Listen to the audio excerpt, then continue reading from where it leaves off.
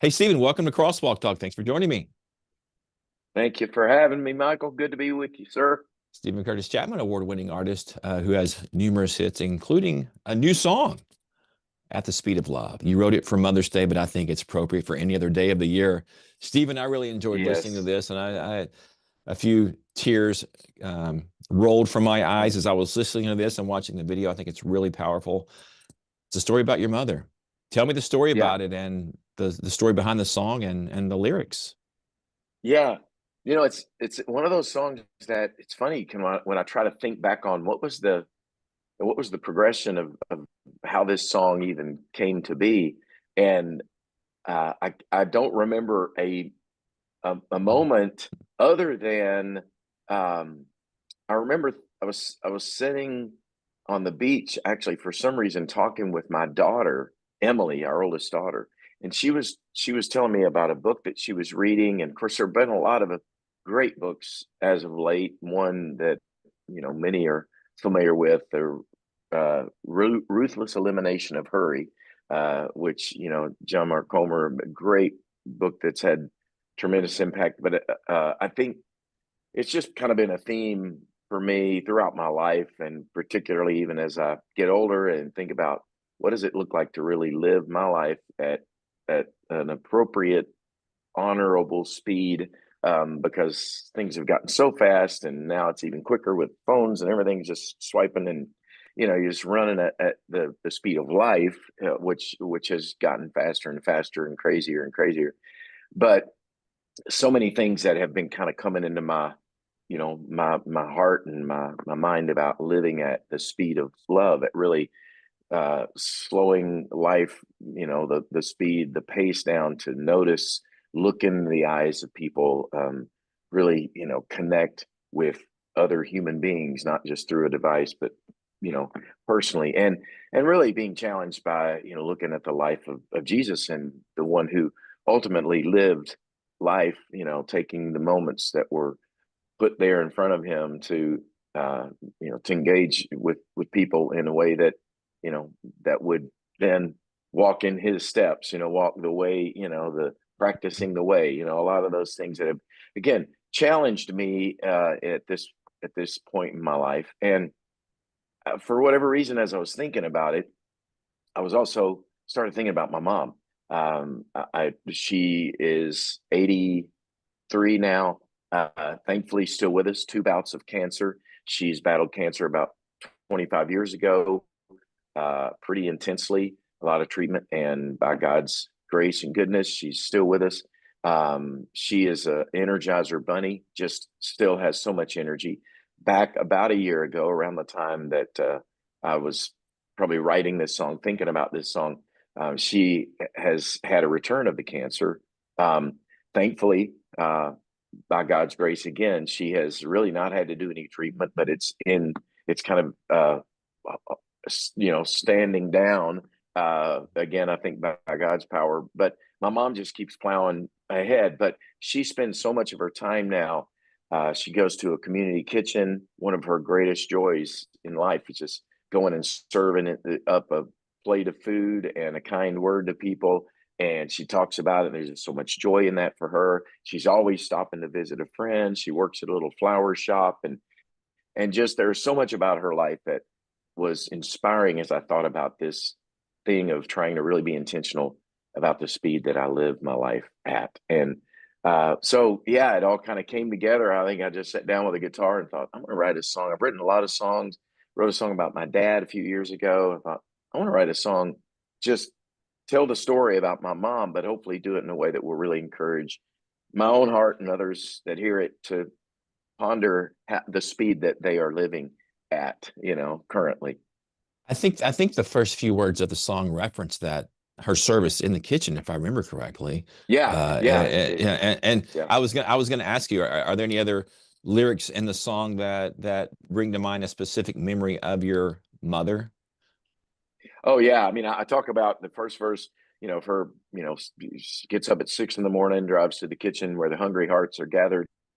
Because people there that she talks about all the time, I got to share the Lord with, or pray with this fella who's, having a really hard time, but I could just see sweetness in his eyes. She just sees people. And she's, I'm so thankful, because I feel like her whole life has been that, as I reflect back. But then the second verse, I reference her going to clocking at the little flower shop, and she always has band-aids on both of her thumbs, and she'll say, she's dealing with roses, and she gets picked, but she'll say, hey, the thorns are part of the beauty of the roses. You got to take the thorns with the beauty. And just things like that again, her life has inspired me. And so, yeah, I mean, really, I just told her story. I try to say, she puts her name tag on that says, hello, I'm Judy, because that's my mom's name, Judy. Because I had to, and fortunately, it was a perfect rhyme for the word beauty. So I'm like, hey, there you go. I can put Judy and beauty in the song. And she is a beauty. She's such a sweet lady. So yeah, it really was one of those songs that was very easy to write, in that I just got to tell the story. I love story songs. I love songs that tell a story, put you there. I love my friend Tom Douglas, who's one of the greatest songwriters on the planet. Has written incredible country hit songs, and dear friend, we've written songs together. In fact, I played this song for him and said, what do you think about it? And he loved it, because if you get the thumbs up from Tom Douglas, you're on the right track. And There, we were talking about that story, and he said, I think it's so much better when we can show them instead of tell them. And I love songs that do that show instead of just tell you, here's how to live, but just tell a story and go, man, I'm inspired by that. I want to live like that. Tell me the story behind the music video. There are pictures of you and your mother in the music video. There are pictures, I think, of other moms as well. Yeah, yeah. We had an idea of just incorporating as many people as we could. Again, this song isn't specifically a Mother's Day song. It's more about my mom. But I thought, what a sweet thing it would be to just invite my listeners, people who have similar stories, because that's the thing I hear with my music. It's what I love most of all about when I write a song and people say, man, that song helped me, tell my mom what I feel, or my dad what I feel about them. I wouldn't have known how to do it without your song, without your music, or my wife, or that song of yours, has been a part of my story and my life and my family. So thank you for that. And those are the coolest things that I get to hear. So I thought, let's take that a step further and invite people in. So I said, hey, if you've got pictures, videos, little moments of you with your mom that you want to share, I'm going to compile them all together and put them in this video. That's really a song kind of honoring my mom. And I'd love to invite you all to be a part of it. So it's connected. A lot of people have been, sending me messages. Oh man, I got to see my mom. The fact that, I get to see a picture of my mom and some whose moms have passed on, and just, That's awesome. Thank you for helping me honor and just pay tribute to my mom in that way. So yeah, it was a pretty special thing to get to do, invite people into.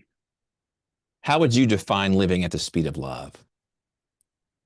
Well, here's the thing. I've thought about this a little bit with the song, because I was talking to someone, and I'm like, moms don't, if anybody on the planet, they don't, the speed of love is not necessarily slow and chill, because there's nobody who works harder, and nobody who, I mean, my wife, one of the most amazing moms on the planet, and now Grammy, which is her grandma name. Living at the speed of love sometimes is, hey, I'm taking care of this, and I'm juggling this, I'm spinning that plate, and I got to get the kids picked up here and go to there and do that. But in the midst of whatever that is, it is living intentionally, and it's living with the sense of the person in front of me right now is a, a wonder, a miracle. There's a story. What is their story? What's the story? That's what my mom, I think, is, her mark on my life is all through my life. I can remember her coming home and saying, yeah, we need to pray for Francine. I mentioned Francine as a name in the song, that she lost her mom, and just breaks my heart. She has empathy. She has, she's connected. I listened to a great sermon yesterday from Tim Keller, who's now with Jesus and one of my favorite teachers and pastors on the planet. And it was a sermon about friendship. And even in that sermon, he's talking about a friend is someone who, it's that me too. Oh, you too? That connection with somebody to go, hey, you're not alone. And I think that's what the speed of love is living in a way that is looking for those opportunities to tell somebody you're not alone. Not only, do I care, but ultimately there's a God who created you and made you who cares about you and cares for you, whether it's our kids, it's our, grandkids, it's somebody you just, I mean, I was listening to the song the other day and thinking about it, and I was checking out at a gas station, buying a pack of gum, whatever. And I just thought, you know what? I'm going to look into the eyes of this lady right now across from me who, usually I just give them the money and walk out and just say, hey, thank you. And just that moment of connection, is a powerful thing. And it's what we were made for connection, made for community, and made for that expression of, connecting with people and knowing you're loved, you're seen. I think it's that, just knowing you're seen. And so that's, I think, what is, at least for me, challenging about living at the speed of love, and seeing people and encountering people for the wonder and the mystery and the story that they are Yeah. right in front of me, Yeah, we're as busy as we've ever been and as lonely as we've ever been right now, and Absolutely. we've got to Yeah. figure out how to fix that. This isn't the only personal song you've written in recent weeks. You also released one, sort of a hallmark worthy song, I would say, "Forever." I think it's called "Forever," The the love love of of my my life. life. Yeah, yeah, Yes. that's about your wife. And Yes. do you, do Yeah. you, do you do you just wake up with these song ideas in the middle of the night? You know what? I'm kind of enjoying this season of music, um, because I have always written songs like this.